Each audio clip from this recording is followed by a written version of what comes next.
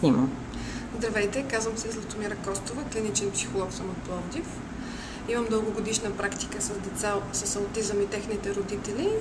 Преди 2 години в работата си с родителите организирахме сдружение Шарен клас на местна почва в град Пловдив и там възникна инициативата да се поеме пътя към създаването на център за работа с деца с аутизъм в по-широк мащаб, тъй като децата с аутизъм са много и това, което се случваше в моята практика, не беше достатъчно.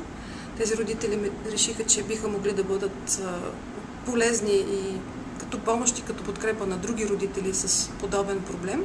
Затова една от майките в практиката се свърза с фондация И аз мога Айкенто за подкрепа при създаването на такъв център, тъй като Айкенто имат опит с друг такъв, само че в град София.